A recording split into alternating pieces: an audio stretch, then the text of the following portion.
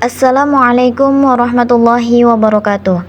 Saya Vita Aulia Afriani akan mempresentasikan tugas metodologi penelitian kuantitatif, yaitu proposal penelitian. Dengan judul proposal, pengaruh etika komunikasi dalam pembelajaran pendidikan agama Islam terhadap pembiasaan santun berbahasa di kelas 7 MTS Raudatul Ulum. Di sini saya menggunakan pendekatan survei atau penelitian survei, yang mana penelitian survei ini termasuk kategori non-eksperimen. Jadi non-eksperimen itu sesuatu yang sudah terjadi secara alami. Jadi sesuatu yang sudah terjadi secara alami itu sesuatu yang sudah pernah dilakukan sebelumnya. Selanjutnya yaitu latar belakang. Di latar belakang ini yang sesuai dengan judul yang saya ajukan tadi di slide pertama, yaitu dengan kondisi idealnya pendidikan mempunyai arti suatu proses pembelajaran yang dilakukan oleh sekelompok orang dalam rentang dari waktu ke waktu, yang bertujuan untuk memperoleh pengetahuan. Sebab itu, pendidikan harus terus dikembangkan untuk menghasilkan lulusan yang unggul secara intelektual, berkarakter, dan bermoral serta berkualitas. Dengan kondisi faktual, pada zaman sekarang banyak peserta didik yang kurang beretika dalam berbicara, terutama dalam berkomunikasi kepada pendidik. Padahal hal tersebut sangatlah penting dalam berkomunikasi agar pembicaraan yang disampaikan tidak menyinggung perasaan pendengar dan tujuan penyampaian informasi dapat disampaikan dengan baik. Karena di era digital dan modern saat ini, banyak generasi muda yang mulai kehilangan kepekaan terhadap tata krama berbahasa. Komunikasi seringkali berlangsung tanpa memperhatikan nilai-nilai kesopanan, baik dalam interaksi langsung maupun melalui media sosial. Padahal dalam ajaran Islam, etika komunikasi merupakan bagian penting dari akhlakul karimah, sebagaimana dicontohkan oleh Rasulullah SAW. Salah satu pendekatan yang dapat diterapkan adalah pembiasaan santun berbahasa dalam kegiatan pembelajaran PAI, baik secara verbal maupun nonverbal. Melalui pembiasaan ini, siswa diharapkan terbiasa menggunakan bahasa yang sopan, menghormati guru dan teman, serta mencerminkan nilai-nilai Islam dalam komunikasi mereka. Dari peneliti terdahulu yang berkaitan dengan penelitian saya, seperti judul yang tadi, yaitu urgensi pendidikan agama Islam dalam upaya mengatasi dekadensi etika komunikasi siswa dengan guru.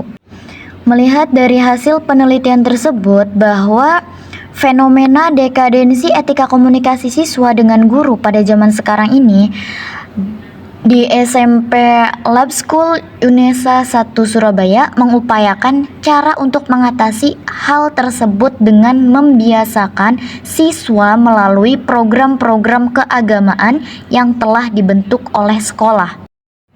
Dengan adanya pembiasaan tersebut, diharapkan agar siswa dapat mengetahui dan memahami bagaimana menjadi manusia yang berbudi pekerti luhur, dalam artian memiliki karakter dan akhlak terpuji yang dilandasi oleh pendidikan agama Islam.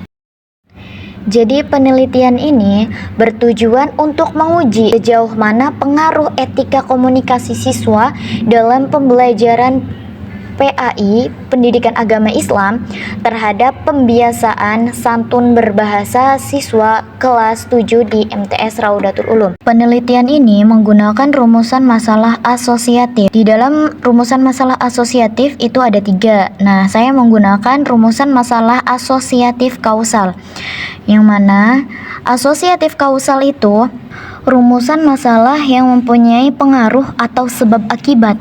Dari judul yang saya ajukan, saya merumuskan masalahnya ada 1, yaitu apakah etika komunikasi dalam pembelajaran pendidikan agama Islam berpengaruh terhadap pembiasaan santun berbahasa siswa kelas 7 di MTS Raudatul Ulum.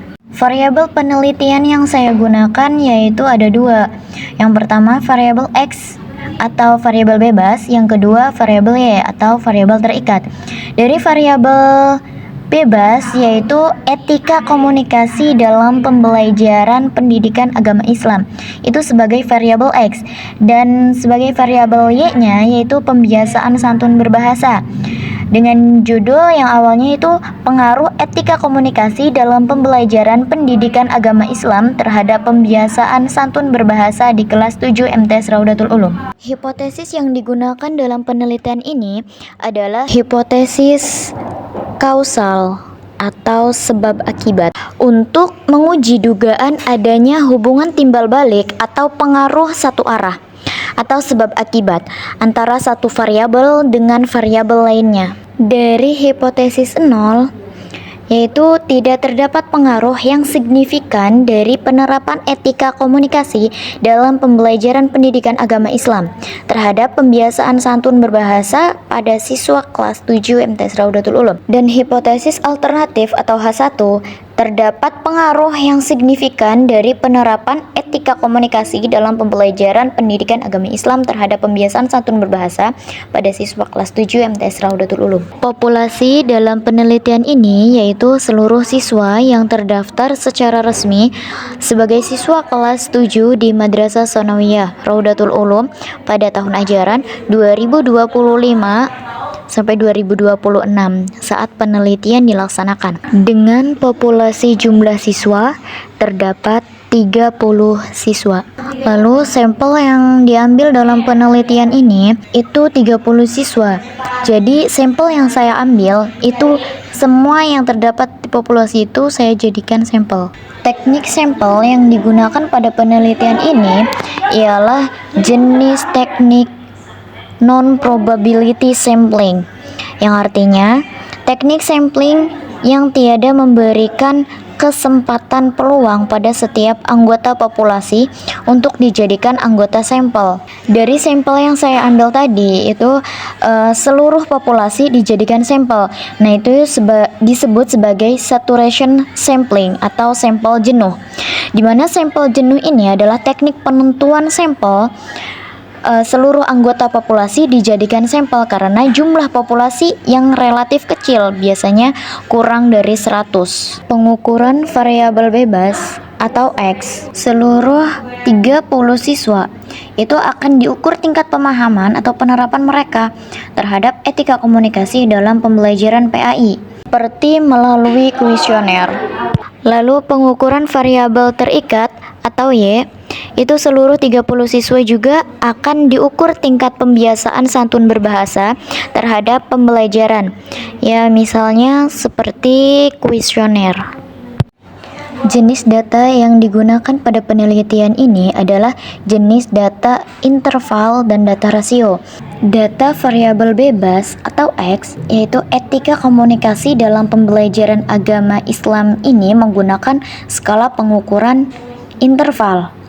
Skala ini memiliki jarak yang sama antar nilai, namun tidak memiliki nilai nol mutlak. Selanjutnya, data variabel terikat atau Y, pembiasaan santun berbahasa menggunakan skor total lembar observasi atau rasio. Data ini memberikan nilai numerik yang mewakili akibat atau dampak yang dipengaruhi. Angka ini menunjukkan tingkat nyata perilaku santun berbahasa siswa di lapangan. Mungkin hanya itu yang dapat saya sampaikan. Terima kasih kepada teman-teman yang sudah mendengarkan dan menyimak penjelasan dari proposal penelitian saya. Mohon maaf apabila ada kesalahan. Wabillahi taufiq wal hidayah. Wassalamualaikum warahmatullahi wabarakatuh.